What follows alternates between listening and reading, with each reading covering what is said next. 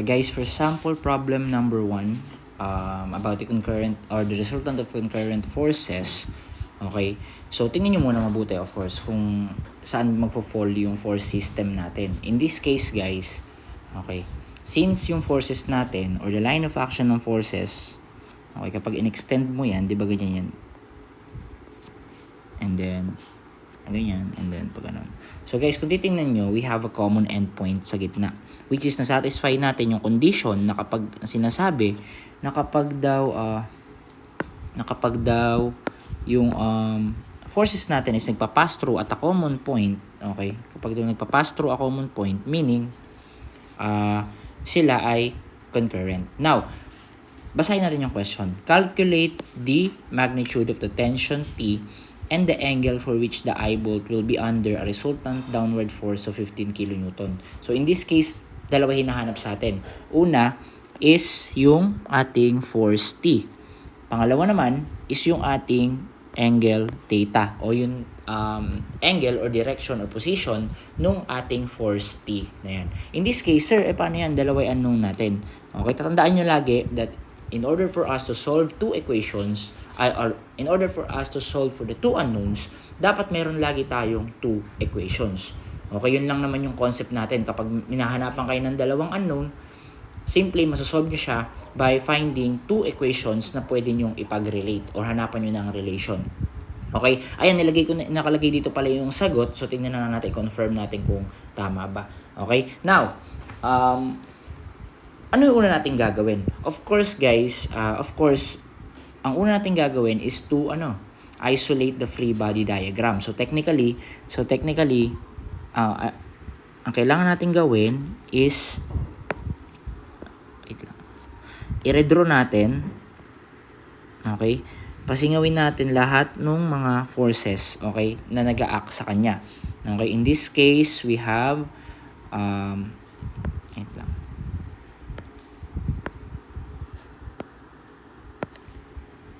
Guys, ayusin ko lang yung hindi pa na nababago.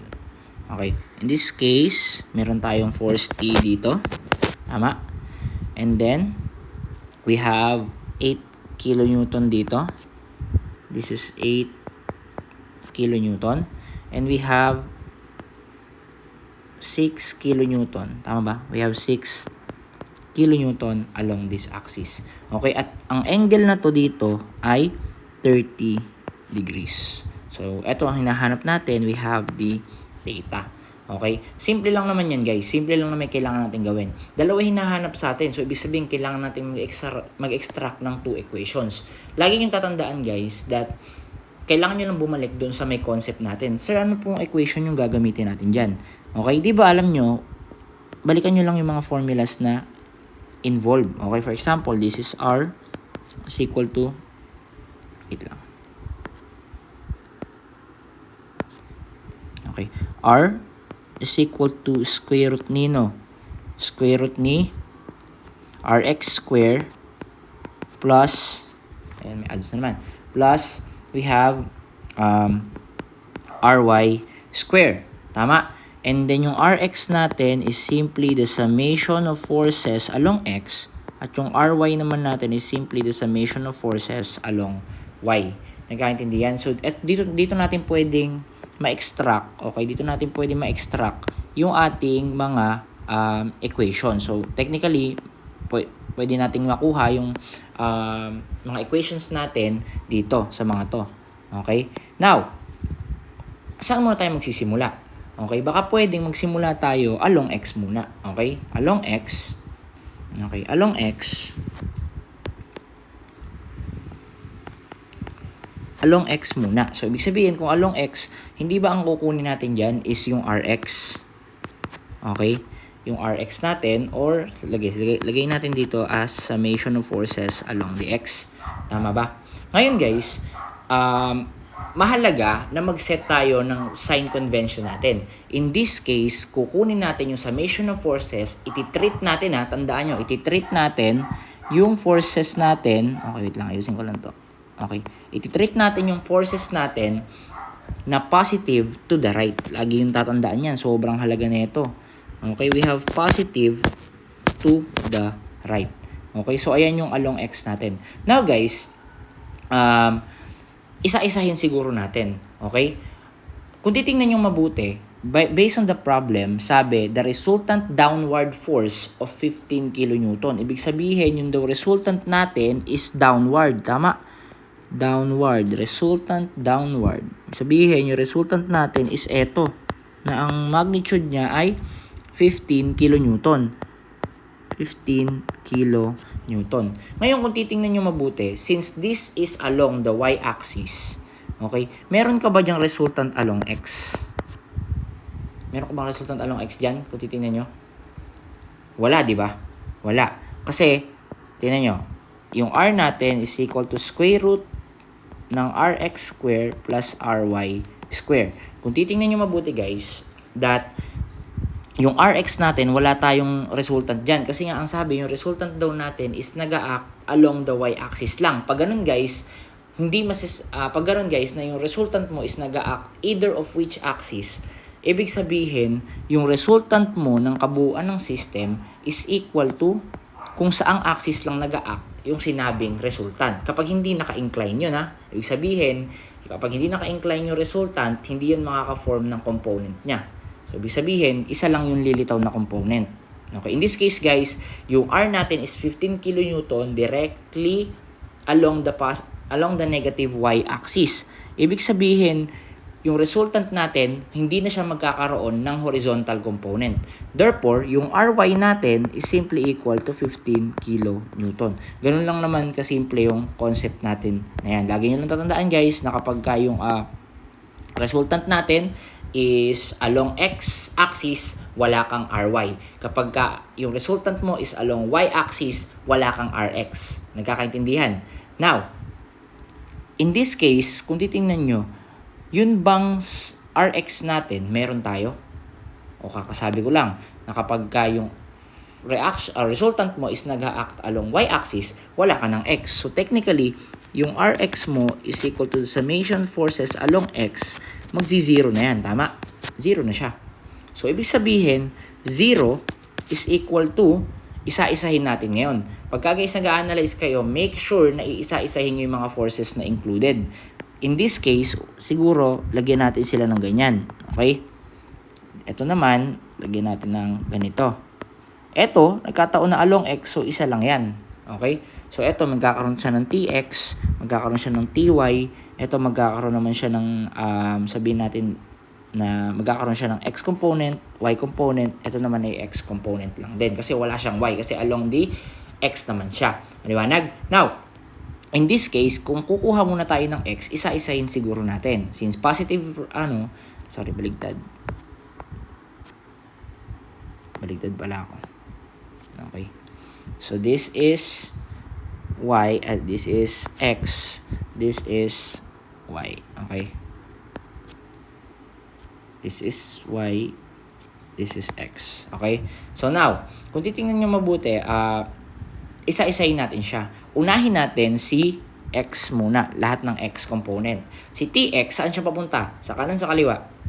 Siyempre, sa kaliwa. So, ibig sabihin, ang ilalagay natin dito is negative, okay, t. Okay? Ngayon, since ito naman ni reference angle natin, kukunin natin yung horizontal component, we have t cosine of theta. Tama? T cosine of theta. And then, okay na tayo doon. Sunod natin siguro si 8 kilonewton. Si 8 kilonewton naman is 30 degree. Ang inclination niya is 30 degree from the positive y-axis.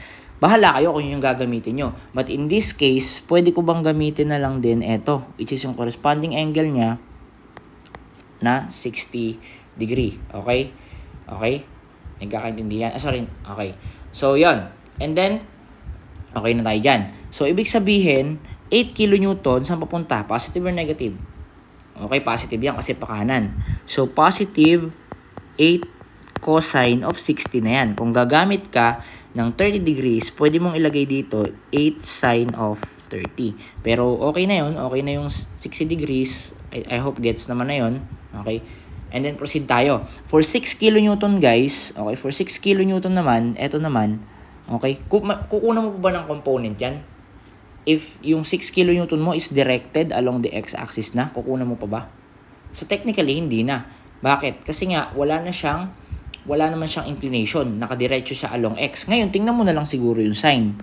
Yung sign natin dito is papunta sa kanan yung 6 kN mo. Therefore, you have positive. So, plus 6 kN na lang yan. If i-simplify natin, okay, i-simplify siguro natin, lipat-lipat natin. So, we have the t cosine of theta, okay, is equal to 10. Okay, pagka sinimplify mo to, tama ba? Pag sinimplify mo yan, the 8 cosine 60 plus 6, 8 cosine 60 plus 6, this is simply 10. Okay, so 10 yan. O di 10, tapos lilipat natin yung t cosine theta sa left side ng equation.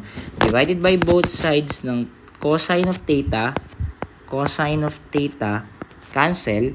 Therefore, we have t is equal to 10 over cosine of theta. Okay, ibig sabihin, meron na tayong equation 1. Okay, we have our equation 1. Liwanag? So, ibig sabihin, okay na tayo dyan. Ngayon naman, pwede ko bang gawin na along y naman? Diba sabi natin, meron tayong dalawang equation. Ibig sabihin, baka pwede ko naman gamitin yung along y. Okay, along y, ibig sabihin, we have ry is equal to summation ng fy. In this case ba guys, 0 ba yung ry natin? Okay, so hindi. Meron tayong binigay na resultant along y which is 15 kN. Yun yung resultant ng buong system natin. Since nag-a-act nga siya along the y-axis lang, therefore, wala siyang ibang component aside from that. So, ibig sabihin, this is ry is equal to 15 kN. And then, iti-treat natin upward positive. Okay? So, kung kukunin natin yan, therefore, ry is equal to summation of forces along y. Okay? Pwede ko bang sabihin that this is equal to 15. Kaso nga, pababa. Di ba mahalaga nga sa atin yung sign dito? Ito yung lagi yung tatandaan. Ito yung sobrang halaga. Okay? Tingnan nyo guys yung sign ng resultant nyo kung saan ba siya directed. Mahalaga yung sign dito dahil magbe-vector addition ka. Yung vector addition or vector quantity, mahalagang kinoconsider yung sign. Di ba yun yung billing ko sa inyo? So, ibig sabihin, this is negative. Okay? Now, equal to. O, balikan natin. Ngayon naman, puntahan natin tong ty. Puntahan natin tong si... Asan ba yung ano ko? Wait lang. Okay. Wait lang guys ha.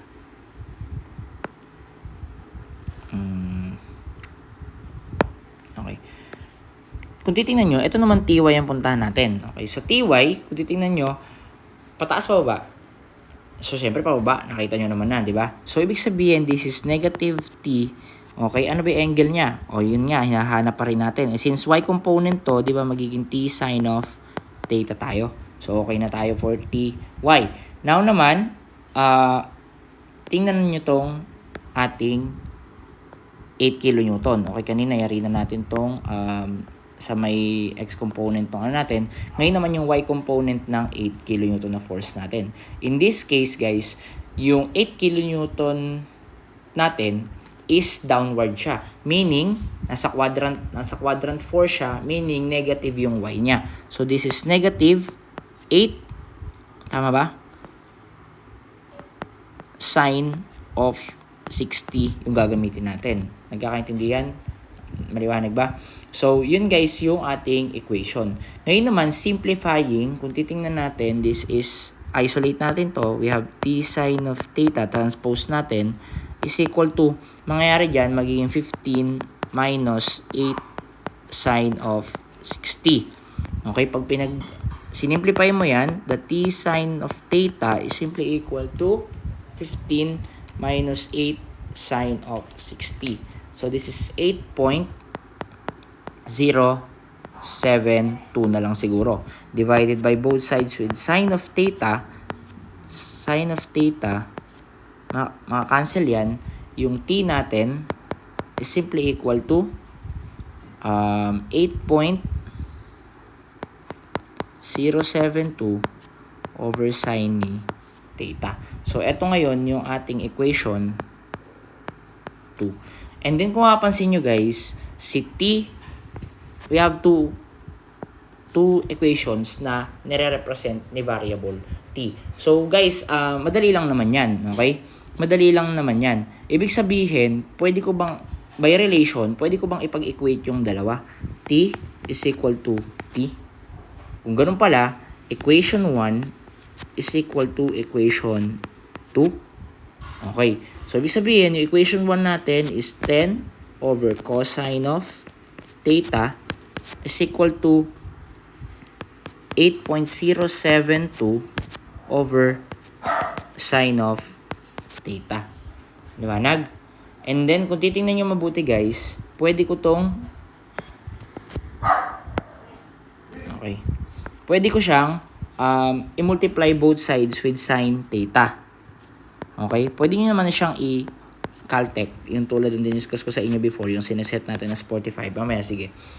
Okay? O kaya naman, by identities. Okay? So, ibig sabihin, this will be sine 10 o 10 sine of theta over cosine of theta is equal to 8.072. Okay? So, pwede mo siyang i-divide both sides with 10. Maka-cancel to. This is 10.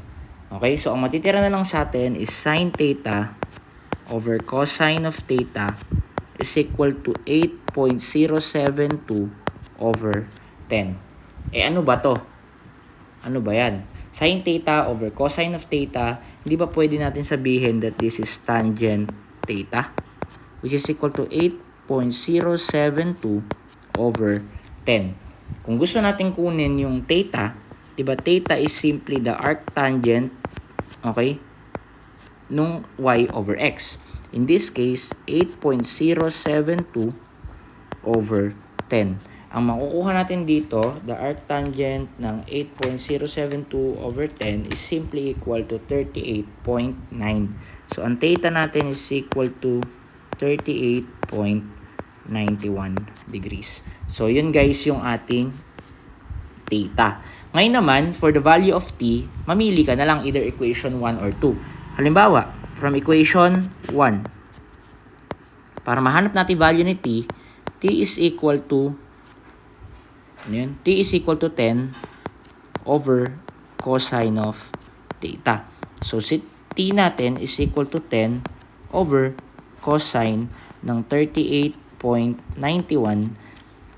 Yung t natin is equal to 10 over cosine ng 38.91. This is equal to 12.85. Ano ba yung unit natin? 12.85 kilo Newton. So, this is 12.85 kilo Newton. Ito ngayon yung sagot natin doon sa may ating tanong. In this case, ayan, yung final answer natin. Balikan nga natin if tama. Sagot, yun, tama. We have 12.85 na value ng t at we have 3 theta na 38.91. So, pwede nyo siyang isip solve tulad ng dati. Hindi ko na siguro susulat. But, yun is pang verify lang naman. Okay? And then, ayun. That's for sample problem number 1. Okay? Yun lang.